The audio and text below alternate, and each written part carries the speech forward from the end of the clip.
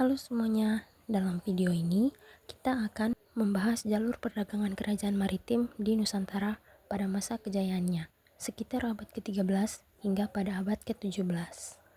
Peta ini menunjukkan rute pelayaran, pelabuhan utama, dan hubungan dagang antar kerajaan Islam yang berkembang pesat saat itu. Di Nusantara, terdapat beberapa kerajaan maritim Islam yang memainkan peran penting dalam perdagangan. Berikut ini adalah beberapa kerajaan dan pelabuhan utama mereka. Yang pertama ada Samudra Pasai. Di Aceh Utara dengan pelabuhan Pasai sebagai pusat perdagangan rempah-rempah. Kesultanan Aceh di Banda Aceh yang menjadi penghubung dagang India ke Timur Tengah. Yang ketiga, Kesultanan Demak di Jawa Tengah dengan pelabuhan Demak yang menjadi pusat Islam di Pulau Jawa. Yang keempat, Kesultanan Banten di Jawa Barat, terkenal sebagai pusat lada dan perdagangan dengan Eropa. Selanjutnya, Kesultanan Cirebon yang menjadi penghubung antara Banten dan Demak. Selanjutnya, Kesultanan Ternate dan Tidore di Maluku Utara, dua kerajaan yang bersaing dalam perdagangan rempah-rempah. Selanjutnya, Kesultanan Gowatalo di Makassar, Sulawesi Selatan yang menjadi pusat perdagangan regional dan rute pelayaran utama.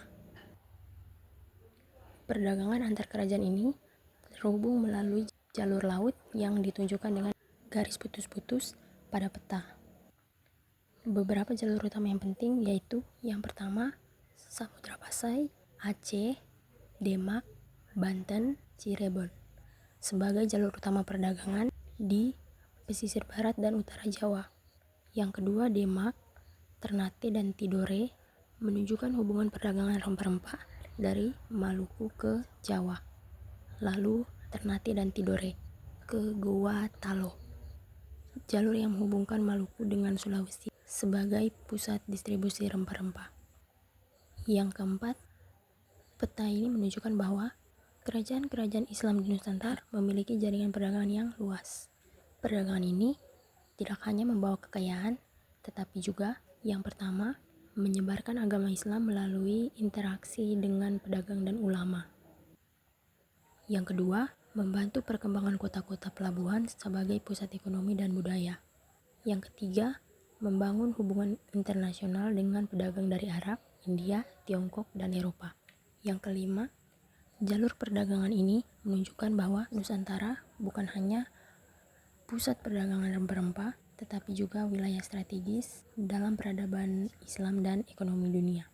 Sekian saja video dari saya mengenai penjelasan tentang peta. Terima kasih telah menonton.